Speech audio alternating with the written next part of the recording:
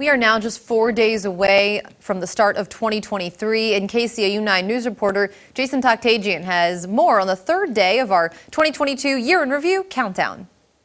Our 2022 Year in Review continues into August. 4 people were found dead inside 2 burning homes in the small northeast Nebraska town of Laurel. 53-year-old Michelle Ebling was found dead at 209 Elm Street, and Jean, Janet, and Dana Twyford were all found dead at 503 Elm Street. Court documents state that after officials responded to a house fire call around 3 in the morning, officials found a red fuel container inside the front door, burn marks, and the smell of smoke.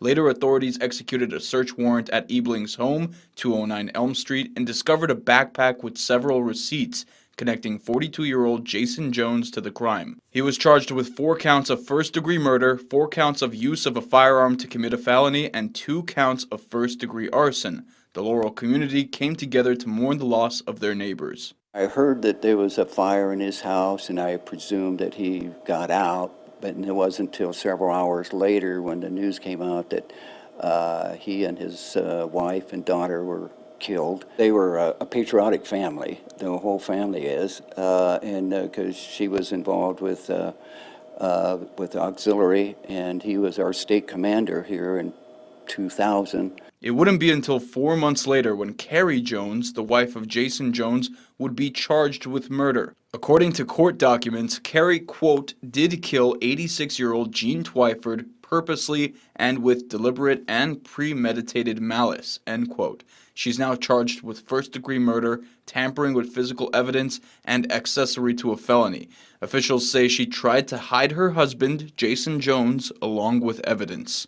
And in October, Tyson Foods announced that more than 500 employees at the Dakota Dunes corporate office would relocate to Arkansas. This move would bring employees to the corporate headquarters in Springdale beginning in 2023. According to a press release from Tyson Foods, the move is intended to enhance team member agility and enable faster decision-making, but the move caught some folks by surprise. And quite honestly, that's the first that any of us had heard of this.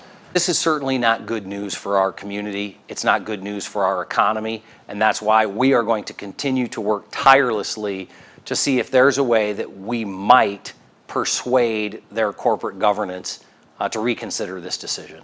It was a little bit surprising, as I had never had any hint of it before, but economy the way it is, I kind of always knew it was a possibility, but it did take me by a little bit of surprise this morning when I heard the news and was verified. So the move to relocate employees was not well received by everyone. Sioux City Mayor Bob Scott outlining the importance of Tyson workers who are also fellow community members. Those workers live and work and buy things in all the different communities, and for us to just accept that decision without some political influence trying to make a change in that, I think is wrong. I want John Tyson to know, or whoever is in charge of this decision, that those jobs are vitally important to us. Those employees are good employees. They do a lot of things to make our community better, and they're going to be really difficult to replace.